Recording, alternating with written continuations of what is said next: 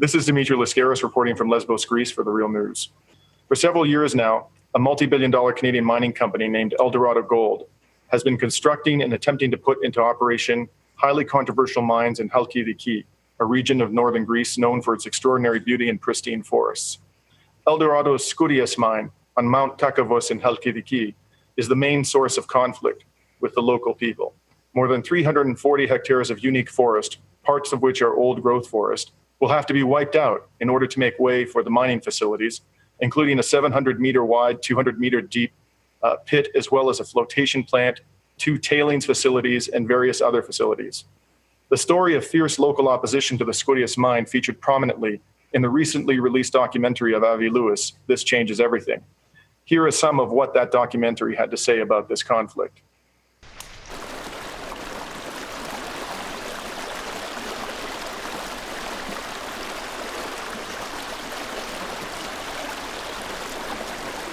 Εμείς είμαστε ένα με αυτό το βουνό. Χωρίς αυτό δεν θα μπορέσουμε να ζήσουμε.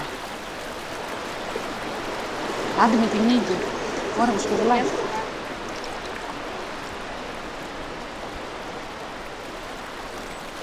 Παιδιά, πώς θα το χάσουμε αυτό το μέρος? Δεν θα το χάσουμε.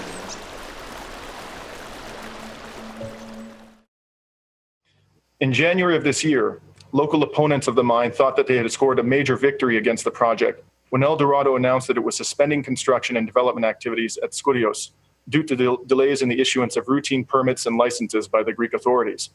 But on May 9th of this year, Eldorado announced to its shareholders that it had received from Greece's Ministry of Energy and Environment approval of an updated technical study. This approval enabled Eldorado to recommence construction activities at the Skouries project. The company has long touted this project as being of critical importance to its future growth. So when it issued this statement, the price of the company's shares, which are traded on the stock exchanges of New York and Toronto, soared. But within the last 48 hours, the Greek Ministry of the Environment has issued a new decision in relation to Eldorado's mines in Chalkidiki. This decision raises serious questions about the future of this highly controversial project. Now here to discuss this news with me is Mary Kadoglou of Hellenic Mining Watch. For several years, Maria has sought to draw the public's attention to the environmental and other risks associated with this mine. Her efforts have included traveling to Canada from Chalkidiki, where she resides, in order to raise awareness about the mine among the Canadian public. Maria, thank you for joining us. Thank you. Now, why don't we start by talking about the announcement in May in which the company told investors that it now essentially had the green light to proceed with the project. What, in fact, happened in May, and what was the status of the mine at that stage? Well, in fact, the permit that was given to Eldorado 2 months ago was a secondary permit. It only related to the modification of certain surface facilities at Skouries. It was really of very limited importance, and in my view, it was not what Eldorado presented it to be. It was not the green light to go ahead with the project. Only a couple of days later, the minister himself said that the main issue of the Chalkidiki projects, which is the metallurgy plant, the flash melting process that will be used for the metallurgy plant, is still an open issue. And a few weeks later, the Deputy Minister of Environment, Mr. Tsironis, also said the same thing. So Eldorado knew that this was an open issue. Why don't you tell us a little bit about the metallurgy plant and its role and importance to the overall operation of these mines in Chalkidiki? Okay. In Chalkidiki, Eldorado has 2 mines, 2 projects, which is Skouries. Skouries is a gold and copper mine, and Olympias, which is a gold, silver, and base metals mines. Also, the project includes the construction of a gold metallurgy plant that will produce pure metals, so that there is added value to exports and more tax profits can be generated for the Greek state. Just as a parenthesis, I would like to add here that Eldorado already has in place a scheme so that its profits from Greece are shifted via Amsterdam to Barbados. So there will be no profits for Greece whatsoever. So, the metallurgy plant is central to the contract between Eldorado and the state, and it is also central to the environmental permitting and all the permits that followed the environmental permit. The way it has been permitted, Eldorado is only allowed to use one particular method, which is flash melting. This is the method that Eldorado proposed to use, and it was approved and permitted by the Greek state. If this method is proven not to be able to work in Chalkidiki, then the whole project is going down. So why don't you explain for us what role flash melting plays in the overall operation of these mines? Okay, there are two stages of processing. The first stage is the beneficiation of the ore, which produces concentrates. Concentrates are a kind of intermediate product, and concentrates are fed into the metallurgy plant in order to produce pure metals, meaning gold bars, copper, and silver. So with that as background, what did the most recent decision that was just issued this week by the Ministry of the Environment have to say about the metallurgy plant and flash melting? The study that Eldorado submitted to the ministry is false and inadequate, and it cannot be approved as is. So they have identified certain areas that needed correction, and they are asking from Eldorado to correct all these and resubmit the study within 2 months. And broadly speaking, what are the defects found or the deficiencies found with the information that was provided by Eldorado? Eldorado was obliged to do a series of metallurgical tests that would prove the applicability of this particular method to the ore and concentrates of Chalkidiki.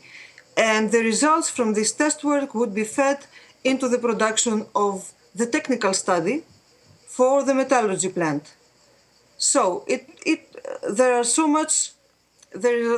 many inconsistencies between the body of the technical study, the annexes that were submitted, and previous studies, that it was found that the results of this test work had not in fact been incorporated in the study. There are several deficiencies relating to the management of the highly toxic off-gases and fugitive emissions containing large quantities of arsenic in the plant. And those quantities of arsenic presumably pose a threat to the workers and possibly to the community surrounding the mine site. One would Absolutely. In fact, the ore of Olympias has a very, very high arsenic content, which is in the order of 10 to 12%, whereas the maximum content of arsenic in smelting plants worldwide is only 0.5%. According to the ministry, a quantity of about 20,000 kilos of arsenic gas per year will be emitted from the flash melting process. This is a huge quantity, and the problems from the flash melting of this ore have not been adequately addressed. The test work that was done by Outotec is the Finnish company that has developed the flash melting process.